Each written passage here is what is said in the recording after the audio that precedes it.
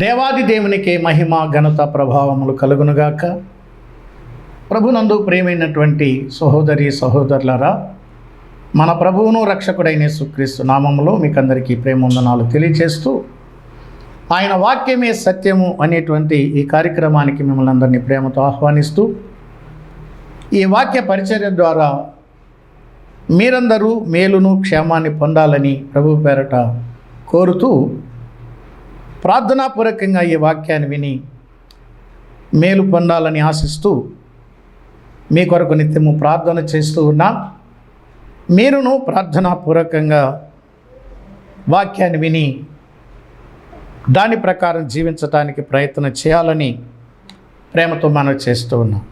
మంచిది ప్రియులారా, ఈ దినాలలో మనం దావీదు యొక్క విశ్వాస జీవితంలో కొన్ని విషయాలు మనము ఆలోచన చేస్తూ ఉన్నాం. ఆ క్రమంలో మనము సమూయేలు మొదటి గ్రంథం 30వ అధ్యాయం, సమూయేలు మొదటి గ్రంథం 30వ అధ్యాయము 6వ వచనాన్ని చదువుకుందాం.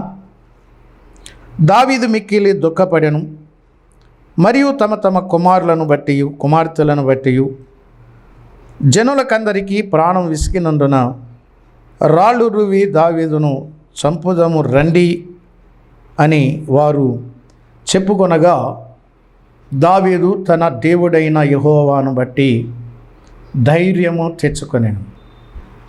పరిశుద్ధుడా పరలోకపు తండ్రి, నీ స్తోత్రాలు. నీ గ్రంథంలో నీ వాక్యాన్ని చదువుకున్నాం. నీ వాక్యంలో ఉన్న సంగతులను, భావాలను, సత్యాలను మీరే మాకు తేటగా వివరించి బోధించండి. మీరు బోధిస్తూ ఉండగా మేము జాగ్రత్తగా విని గ్రహించుకుని గైకొని ఆ చొప్పున జీవిస్తూ నేను మహిమపరిచే భాగ్యం మాకు దయచేదురని మా రక్షకుడు ప్రభువైన యేసుక్రీస్తు నామమున స్తోత్రాలు అర్పించి వినయంతో వేడుకుంటున్నాము తండ్రి, ఆమేన్. ప్రభునందు ప్రేమైన సహోదరి సహోదరులారా, మనం చదువుకున్నటువంటి వాక్య భాగంలో దావీదు ఒకానొకప్పుడు ఎంతో నష్టపోయినటువంటి పరిస్థితి కలిగి ఉండగా, దావీదు దేవుణ్ణి బట్టి ధైర్యాన్ని తెచ్చుకున్నాడు అని ఒక మాట మనం ఈ భాగంలో చదువుకున్నాం. దావీదుతో ఆనాడు 600 మంది ఉన్నారు. 600 మంది కుటుంబాలతో దావీదు కుటుంబము సిగ్లగు అనేటువంటి ప్రాంతంలో నివాసం చేస్తూ ఉండగా, అమాలేకీయులు వచ్చి ఈ సిగ్లగు ప్రాంతం మీద దండెత్తి దావీదు కుటుంబీకులను 600 మంది కుటుంబీకులను బందీలుగా తీసుకొని సిగ్లగులో దొరికిన దోపుడు సొమ్మంతా పట్టుకుని వారు వెళ్ళిపోయారు. దావీదు తిరిగి వచ్చేటప్పటికి సిగ్లగు ప్రాంతమంతా ధ్వంసమైపోయింది. తన భార్య పిల్లలు లేరు, తన అనుచరుల యొక్క కుటుంబాలకు సంబంధించిన వారు కూడా లేరు. దావీదు ఏడవగలిగినంత గట్టిగా ఏడ్చాడు. కలిగిన నష్టాన్ని బట్టి తనతో ఉన్న అనుచరులు తనను చేర్చుకొని అధిపతిగా ఉండి నడిపిస్తున్నటువంటి దావీదుని రాళ్లతో కొట్టి చంపాలని చెప్పుకుంటూ ఉండగా, ఆ పరిస్థితిలో దావీదు చూడండి, తన దేవుడైన యెహోవాను బట్టి ధైర్యము తెచ్చుకొని, దావీదు ఒంటరి వాడైపోయాడు. కుటుంబం లేదు, తనతో ఉన్న అనుచరులు కూడా శత్రువులుగా భావిస్తూ తను చంపాలని చూస్తూ ఉన్నారు. దావీదు ఒక్కడైపోయాడు, దుఃఖంలో ఉన్నాడు, బాధలో ఉన్నాడు, నిస్సహాయ స్థితిలో ఉన్నాడు. ఈ పరిస్థితిలో దావీదును గురించి రాయబడిన మాట ఏంటంటే, దావీదు తన దేవుడైన యెహోవాను బట్టి ధైర్యం తెచ్చుకొనెను. ప్రియమైన వారలారా, సమస్తాన్ని కోల్పోయినా తన దేవుని యందు విశ్వాసము కలిగి తన దేవుని మీద ఆధారపడి ధైర్యం తెచ్చుకున్నవాడు దావీదు. దావీదు యొక్క విశ్వాసం ఎంత గొప్పదో మీరు ఆలోచన చేయండి. సర్వం కోల్పోయాడు. తన వారు అనుకుంటున్న వారు కూడా రాళ్ళు రువి చంపడానికి సిద్ధపడినటువంటి ఆ తరుణంలో దావీదు యొక్క విశ్వాసం ఎంత గొప్పది ప్రియులారా. మన కష్టకాలంలో మనతో ఎవరు లేరు మనం ఒంటరి వారం అయిపోయాము అనుకునేటువంటి సమయంలో ప్రియులారా, మనము దేవుణ్ణి బట్టి ధైర్యం తెచ్చుకోవాలి. మనుషుల్ని బట్టి కాదు, మనకున్నదాన్ని బట్టి కాదు, దేవుణ్ణి బట్టే మనకు ధైర్యం. దేవుని బట్టే మనకు ధైర్యం. ఇది దావీదు జీవితంలో మనము నేర్చుకోవలసినటువంటి గొప్ప సత్యం. ప్రభు చెప్పాడు, లోకంలో మీకు శ్రమలు వస్తాయని, అయినా ధైర్యం తెచ్చుకోండి. ఎందుకు ధైర్యం తెచ్చుకోమన్నాడు? నేను లోకాన్ని జయించానన్నాడు ప్రభు. లోకాన్నే కాదు, మరణాన్ని, సాతానుని, పాపాన్ని జయించిన వాడు మన ప్రభు. జయశాలి అయినటువంటి మన ప్రభు మనతో ఉండగా మనం అధైర్యపడవలసిన అవసరం లేదు, ధైర్యమే తెచ్చుకోవాలి. శ్రమల గుండా వెళుతున్నటువంటి మనకు ధైర్యం ఎవరు అంటే మన ప్రభువే. దావీదు తన దేవుడైన యెహోవాను బట్టి ధైర్యం తెచ్చుకున్నాడు. దేవుని బిడ్డలు మన ప్రభువుని బట్టి ధైర్యం తెచ్చుకోవాలి. అంతే, దావీదు దేవుని బట్టి ధైర్యం తెచ్చుకున్నాడు అనే మాట నాకు చాలా ఇష్టమైనటువంటి మాట ప్రియులారా.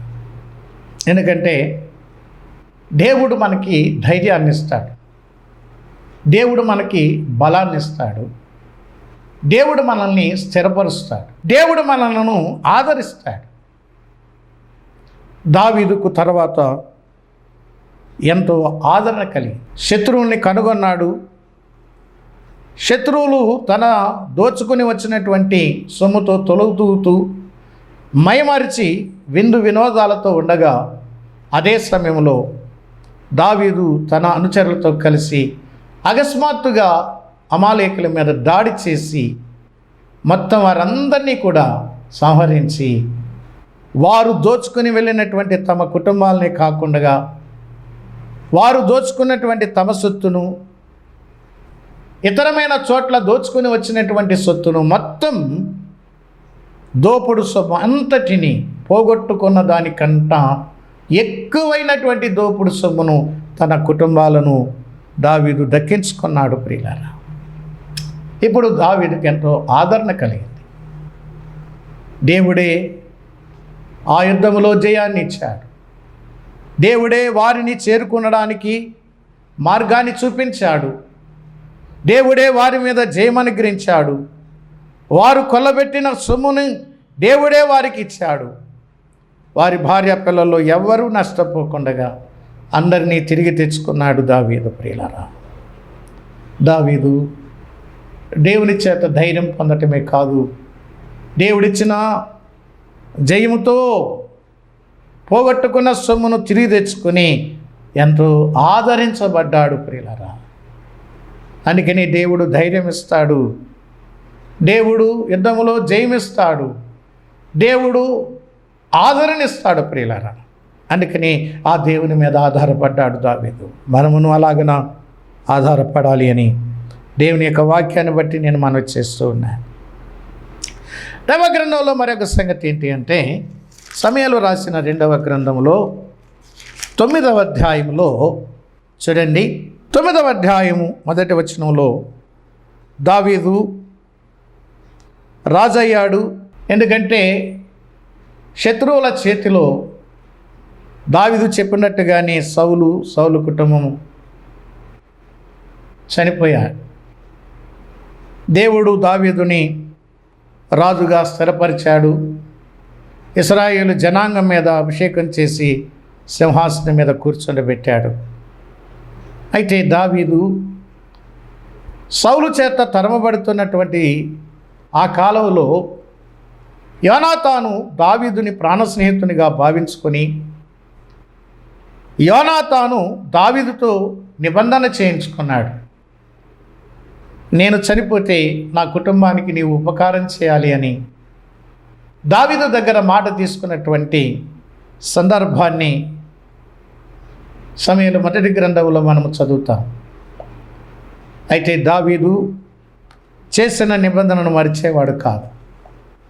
దావీదు బ్రతికున్న వారికి, చచ్చిన వారికి కూడా ఉపకారం చేసేటువంటి వాడుగా కనబడుతున్నాడు. అందుకని దావీదు ఈ 9వ అధ్యాయము 1వ వచనం అంటున్నాడు, యోనాతానును బట్టి నేను ఉపకారము చూపుటకు సౌలు కుటుంబములో ఎవడైనా కలడా అని దావీదు అడిగాను. ప్రేమైన వారలారా, సౌలు శత్రువు, శత్రు శేషం ఉండకూడదు అంటారు. కానీ ఇక్కడ దావీదు యోనాతానును బట్టి, అంటే యోనాతానుతో తాను చేసుకున్నటువంటి నిబంధనను బట్టి, యోనాతానును బట్టి నేను సౌలు కుటుంబంలో ఎవరైనా బతికి ఉంటే వారికి నేను ఉపకారం చేస్తాను అంటున్నాడు దావీదు. ప్రియులారా, దావీదు యొక్క బుద్ధి ఉపకార బుద్ధి అని మనం చూసాం గతంలో. బుద్ధి ఉపకార బుద్ధిగానే ఉండింది. కానీ మన బుద్ధి స్థితిగతులు మారిపోతే మన బుద్ధులు కూడా మారిపోతాయి. కానీ దావీదు బుద్ధి మారేది కాదు. ఎప్పటికీ ఉపకార బుద్ధే దావీదుది. ఇప్పుడు సింహాసనం మీద ఉన్నాడు, రాజు అయ్యాడు, అధికారంలో ఉన్నాడు, పరిపాలన చేస్తున్నాడు. అయినా దావీదు తన ఉపకార బుద్ధిని మరిచినవాడు కాదు. వెదకి ఉపకారం చేస్తాను అంటున్నాడు దావీదు. ప్రియులారా, గమనించండి, సౌలు కుటుంబంలో ఎవరు మిగిలి ఉన్నా నేను వారికి ఉపకారం చేస్తా. సేవకుల్ని అడిగి తెలుసుకున్నాడు. యోనాతానుకు పుట్టిన కుంటి కాళ్ళు కలిగినటువంటి మెఫీబోషెతుని కనుగొని ఆ మెఫీబోషెతుని తన భోజనపు బల్ల దగ్గర కూర్చోబెట్టుకుని బ్రతికినంత కాలం భోజనపు బల్ల దగ్గర భోంచేసేటువంటి అవకాశాన్ని కల్పించాడు. సౌలు ఆస్తిని మెఫీబోషెతుకి ఇప్పించాడు. ఒక రాజకుమారునిలాగా దావీదు కుంటి కాళ్ళు కలిగిన మెఫీబోషెతుని ఆదరించాడు. ప్రియులారా, దావీదు ఉపకార బుద్ధి ఎంత మంచిదో చూడండి. శత్రువుని నాశనం చేయాలి, కానీ శత్రువుని తన దగ్గర కూర్చొని దావీదు ఉపకారం చేస్తున్నాడు. మరి ఒక సంగతి ఏంటంటే, సమూయేలు 2వ గ్రంథం 12వ అధ్యాయము 13వ వచనంలో చూడండి, దావీదులో ఉన్న గొప్ప లక్షణం. సమూయేలు 2వ గ్రంథం 12వ అధ్యాయము 13వ వచనంలో చూడండి, నేను పాపము చేసి తినని దావీదు నాతానుతో అనగా. ప్రియులారా, దావీదులో ఉన్నటువంటి గొప్ప లక్షణం ఏంటో తెలుసా? దావీదు మహారాజుగా ఉన్నాడు. ఆ కాలంలో ప్రవక్తగా ఉన్నటువంటి నాతాను దావీదు చేసినటువంటి పాపాన్ని కళ్ళకు కట్టినట్లుగా ఒక కథ ద్వారా వివరించినప్పుడు, దావీదు ఈ పాపం చేసిన వాడు నిశ్చయంగా మరణానికి పాత్రుడు, ఒక గొర్రెకు 4 గొర్రెలు ఇవ్వాలి అని దావీదు అన్నప్పుడు నాతాను అన్నాడు, ఆ పాపం చేసిన వాడవు నీవే. వెంటనే దావీదు, ప్రియులారా గమనించండి, నేను పాపము చేసి తిని. దావీదు పాపాన్ని కప్పుకునేవాడు కాదు, అతిక్రమములు దాచిపెట్టువాడు వర్ధిల్లడు, వాటిని ఒప్పుకొని విడిచిపెట్టువాడు కనికరము పొందును అని దేవుని వాక్యం చెప్తుంది. ప్రియులారా, ఏ చిన్న తప్పు చేసినా, ఏ చిన్న పాపం చేసినా ఒప్పుకొనుట అనేది విశ్వాసి యొక్క లక్షణం. విశ్వాసి పాపము లేనివాడు కాదు, పాపము చేయనివాడు కాదు అని బైబిల్ సెలవిస్తూ ఉంది. యోహాను 1వ పత్రిక 1వ అధ్యాయం 8వ వచనంలో 10వ వచనంలో 9వ వచనంలో చెప్పాడు, అయితే మన పాపములను మనము ఒప్పుకోవాలి అని. ఈనాడు దేవుని సన్నిధిలో దేవుని ఎదుట పాపాన్ని ఒప్పుకొనడం లేదు. దావీదులో ఉన్న గొప్ప లక్షణం అదే. దావీదు పాపాన్ని కప్పుకోడు, ఆదాములాగా రొమ్ములో పాపాన్ని దాచుకోడు. తాను చేసిన పాపాన్ని ఒప్పుకుంటాడు, కప్పుకోడు, ఒప్పుకుంటాడు. దావీదు నేను పాపము చేసి తిని అన్నాడు. ఈ సందర్భంలోనే 51వ కీర్తన రాశాడు దావీదు. ఆ కీర్తనలో కూడా తన పాపములను ఒప్పుకుంటూ, నేను పాపము చేశాను, నేను పాపములోనే నా తల్లి గర్భమున జన్మించాను, పాపములోనే నా తల్లి నన్ను కన్నది అంటున్నాడు. నేను పాపిని, నేను పాపము చేశాను, నా పాపాన్ని కడుగు, నన్ను తెల్లగా కడుగు అని ఆ కీర్తనలో దావీదు దేవునికి ప్రార్థన చేస్తున్నాడు. కడుగబడిన అనుభవం అనేది విశ్వాసి జీవితంలో లేకపోతే విశ్వాసి వర్ధిల్లడు. మన ప్రియ ప్రభువు 12 మంది శిష్యులను వరుసగా కూర్చొని వారి పాదాలు కడుగుతూ తువాలుతో తుడుస్తూ వస్తూ ఉండగా పేతురు దగ్గరికి వచ్చేటప్పటికి పేతురు అభ్యంతరపడ్డాడు. ప్రభా, నువ్వేంటి నా పాదాలు కలగటం ఏంటి అని అభ్యంతరపడ్డప్పుడు ప్రభు అన్నాడు, నేను నీ పాదాలు కడగకపోతే నాతో కూడా నీకు పాలు లేదు అన్నాడు ప్రభు. ప్రియులారా, కడగబడిన అనుభవం అనేది నీకు లేకపోతే, నీ పాపాలు నువ్వు ఒప్పుకోకపోతే, నీ తప్పిదాలు, నీ దోషాలు, నీ అతిక్రమాలు, నీ అవిధేయతలు దైవ సన్నిధిలో ఒప్పుకొనకపోతే నువ్వు కడగబడిన అనుభవంలో లేనివాడు. ఆనాడు పేతురుతో చెప్పిన మాట ఈనాడు కూడా ప్రభు చెప్తున్నాడు. నేను నిన్ను కడగకపోతే, నీవు నా చేత కడిగించుకోకపోతే, వాక్యమనే ఉదక స్నానము చేత నీవు కడగబడకపోతే నాతో నీకు పాలు లేదు అన్నాడు ప్రభు. ప్రభుతో నీకు సహవాసం ఉందా? నువ్వు ఉన్నదని అనుకుంటున్నావు, కానీ నీ సహవాసం ఎప్పుడో తెగిపోయింది. ఏనాడైతే నువ్వు చేసిన పాపాన్ని దాచుకున్నావో, కప్పుకున్నావో, అప్పుడే ప్రభుతో నీ సహవాసం తెగిపోయిందన్న సత్యాన్ని గమనించి ఇప్పుడైనా నీ పాపాన్ని ఒప్పుకుంటే తిరిగి మరలా ప్రభు సహవాసంలో కొనసాగవచ్చు. దావీదులో ఉన్న గొప్ప లక్షణం, మంచి లక్షణం ఏమిటి అంటే, దావీదు తన పాపాన్ని ఒప్పుకుంటాడు. ఒప్పుకుంటే ప్రభు కనికరిస్తాడు, సమస్త దుర్నీతి నుండి మనలను పవిత్రులుగా చేస్తాడు అని దేవుని వాక్యం సెలవిస్తూ ఉంది. ప్రియులారా, ఒప్పుకునే అనుభవం ఉన్నదా? కప్పుకుంటున్నావా? కప్పుకుంటే నీవు వర్ధిల్లవు.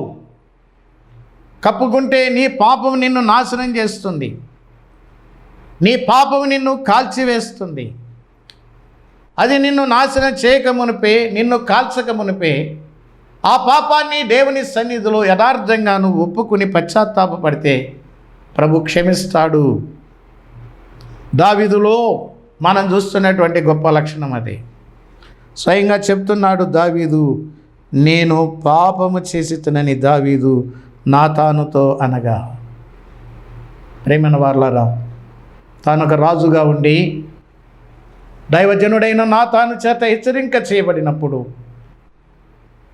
తాను ఎంత అధికారంలో ఉన్నా, ఉన్నత స్థితిలో ఉన్నా, దేవుని ఎదుట తన పాపాన్ని తాను ఒప్పుకుంటూ ప్రార్థన చేశాడు దావీదు. ఇది దావీదులో ఉన్న మంచి లక్షణం. తర్వాత మనం చూసినట్లయితే దావీదును గురించి దేవుడు సెలవిచ్చినటువంటి మాట అపొస్తలుల కార్యముల గ్రంథం 13వ అధ్యాయం 22వ వచనం. 13వ అధ్యాయము 22వ వచనంలో, తరువాత అతన్ని తొలగించి దావీదును వారికి రాజుగా ఏర్పరిచెను. మరియు ఆయన, నేను యెష్షయి కుమారుడైన దావీదును కనుగొంటిని, అతడు నా ఇష్టానుసారుడైన మనుషుడు, అతడు నా ఉద్దేశములన్నీ నెరవేర్చునని చెప్పి అతనిని గూర్చి సాక్ష్యం ఇచ్చాను. దావీదు దేవుని చేత మంచి సాక్ష్యం పొందినవాడు. దావీదు ఎటువంటి వాడు అంటే, దేవుని ఇష్టానుసారుడైన మనుషుడు. అంటే దావీదు తన ఇష్టాన్ని ఎప్పుడూ నెరవేర్చుకోడు, ఎప్పుడు దేవుని ఇష్టాన్నే నెరవేరుస్తాడు, దేవుని ఇష్టానుసారంగా జీవిస్తాడు. ప్రియులారా, ఆలోచన చేయండి. ఈనాడు నా ఇష్టం అంటున్నారు, నా ఇష్టం అంటున్నారు. నా ఇష్టం అంటే కష్టమైన చోటుకి వెళ్ళిపోతామన్నాడు ఒక దైవజనుడు. అదే లూకాసు వార్త 16వ అధ్యాయంలో ఉన్నటువంటి ధనవంతుడు ఏమన్నాడండి? అబ్రహాం, నా కుమారుడా, నీ జీవితకాలం అంతా నీకు ఇష్టమైనట్టు సుఖం అనుభవించావు, నీకు ఇష్టమైనట్టు బతికావు, అందుకనే ఈ కష్టమైన చోటుకు వచ్చి పడ్డావు అన్నాడు అబ్రహాం. నీ ఇష్టానుసారంగా నా ఇష్టానుసారంగా జీవించడానికి మనం రక్షించబడలేదు. ప్రభువు మనలను వెల ఇచ్చి కొనుక్కున్నది ఎందుకో తెలుసా? ఆయన ఇష్టానుసారంగా జీవించటానికి, మన ఇష్టానుసారంగా కాదు, అన్యజనుల ఇష్టానుసారంగా కాదు. పేతురు మొదటి పత్రిక 4వ అధ్యాయంలో అన్నాడు, అన్యజనుల ఇష్టాన్ని నెరవేర్చడానికి గతించిన కాలమే చాలు. అన్యజనుల ఇష్టాన్ని నెరవేర్చడానికి కాదు మనం రక్షించబడింది, మన ఇష్టానుసారంగా మనం జీవించడానికి కాదు మనం రక్షించబడింది. దేవుని ఇష్టానుసారంగా మనం జీవించాలి. విశ్వాసము లేకుండగా దేవునికి ఇష్టలై ఉండుట అసాధ్యమని బైబిల్ చెప్తుంది. నువ్వు విశ్వాసివైతే దేవుని ఇష్టానుసారంగా నువ్వు జీవిస్తావు. విశ్వాసం లేకపోతే నీవు నీ ఇష్టానుసారంగా, మనుషుల ఇష్టానుసారంగా జీవిస్తావు. అలాగైతే నువ్వు కష్టమైన చోటుకి వెళ్ళిపోతావు. జాగ్రత్త. దావీదును గురించి దేవుడిచ్చిన సాక్ష్యం ఏంటంటే, దావీదు నా ఇష్టానుసారుడైన మనుషుడు, తర్వాత నా ఉద్దేశములను నెరవేర్చేవాడు. ప్రియమైన వారలారా, దేవునికి నీ పట్ల నా పట్ల ఒక ఉద్దేశం ఉన్నది, ఒక ప్రణాళిక ఉన్నది. ఆ దేవుని యొక్క ఉద్దేశం, ఆ ప్రణాళిక దైవ గ్రంథములో వ్రాయబడి ఉంది. కాబట్టి వ్రాయబడినటువంటి దేవుని యొక్క వాక్యాన్ని నువ్వు చదివి ధ్యానం చేస్తూ ఉంటే అది నీకు అర్థమవుతుంది. దేవుడు నీ పట్ల నా పట్ల కలిగి ఉన్న ఉద్దేశం మన ఉద్దేశం కాదు, మన ఆలోచన కాదు, మన ఇష్టం కాదు. దేవుని ఉద్దేశం ఏదో, దేవుని చిత్తం ఏదో దైవ వాక్యములోనే రాయబడి ఉంది గనుక నిత్యము దేవుని యొక్క వాక్యాన్ని ధ్యానిస్తూ, వాక్యములో దేవుని యొక్క ఇష్టాన్ని తెలుసుకుని, దేవుని యొక్క ఉద్దేశాన్ని తెలుసుకుని, ఆయన ఆలోచన తెలుసుకుని, ఆయన ఉద్దేశ ప్రకారంగా మనం జీవించాలి. ఇది దావీదు యొక్క సాక్ష్యం. ప్రియులారా, దావీదుని గురించి దేవుడిచ్చిన సాక్ష్యం. ఎందరో భక్తులు దేవుని చేత మంచి సాక్ష్యాన్ని పొందారు. మోషే నా ఇల్లంతటిలో నమ్మకమైన వాడు, భూమి మీద ఉన్న వారందరికంటే మిక్కిలి సాత్వికుడు అని మోషేను గురించి దేవుడు సాక్ష్యం పలికాడు. ఇలాగ భక్తుల గురించి దేవుడు సాక్ష్యాన్ని పలికినటువంటి సందర్భాలు ఎన్నో ఉన్నాయి. అలాగైతే నీ గురించి, నా గురించి దేవుడిచ్చే సాక్ష్యం ఎట్లున్నదో ఒక్కసారి ఆలోచన చేయండి. దావీదు నా ఇష్టానుసారుడైన మనుష్యుడు అని, అతడు నా ఉద్దేశాలన్నీ కూడా నెరవేర్చేటువంటి వాడు అని దావీదును గురించి దేవుడు సాక్ష్యము పలికాడు అనేది మనం చూస్తూ ఉన్నాం. ఎంత మంచి సాక్ష్యం! ఆలోచన చేయండి ప్రియులారా. మనకు అటువంటి సాక్ష్యం ఉన్నదా? లేకపోతే ఈనాడైనా మనం మన ఇష్టాలను పక్కన పెట్టి దేవుని ఇష్టమేదో తెలుసుకుని ఆయన ఇష్టానుసారంగా మనం జీవిస్తే మంచి సాక్ష్యాన్ని పొందుతాం.